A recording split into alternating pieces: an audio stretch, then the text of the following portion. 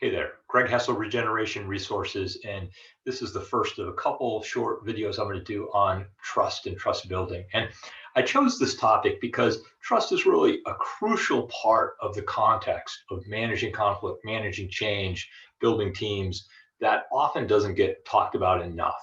And if you think about it, if your boss says, hey, Greg, we have to talk, you might know it's not going to be good news.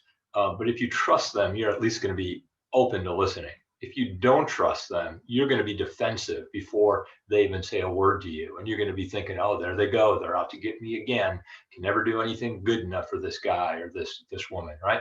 So trust is an essential part of the context. And in many ways, I think of trust as like the special sauce of conflict management work or change management work. And, when people trust each other, it usually feels pretty good to work with them. It's easy to communicate. You get decent results. But when people don't trust each other, the adjectives they use to describe communication are strained and guarded, and it's stressful to work with them.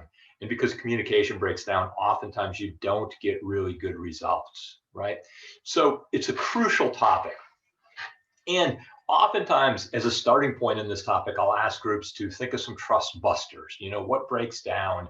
How does trust break down in groups and in teams? And, they'll almost always come up with a list that includes lying and defensiveness and gossip and negativity. Sometimes micromanaging is on the list.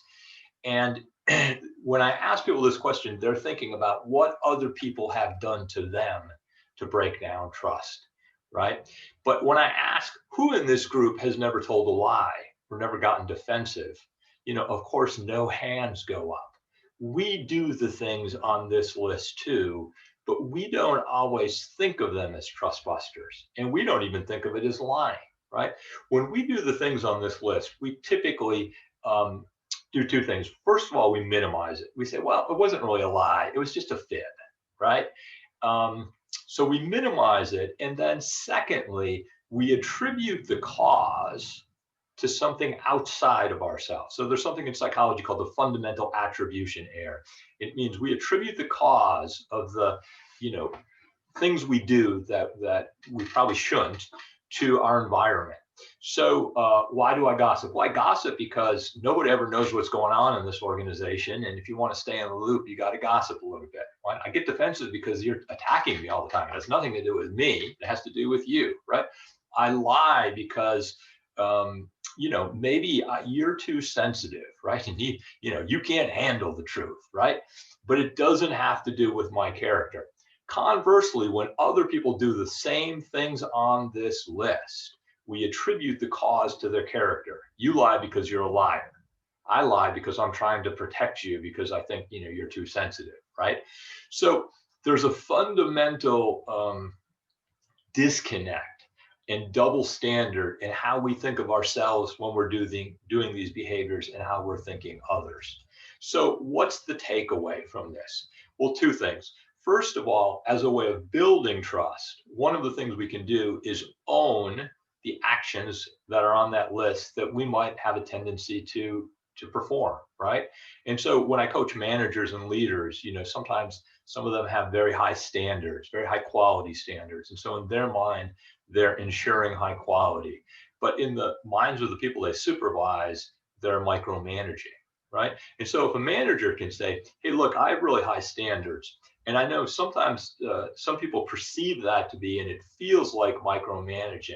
And if you ever, feel that I'm micromanaging you, I really want you to tell me about it because I'm trying to work on that, right? I want to give you enough space to be successful, right?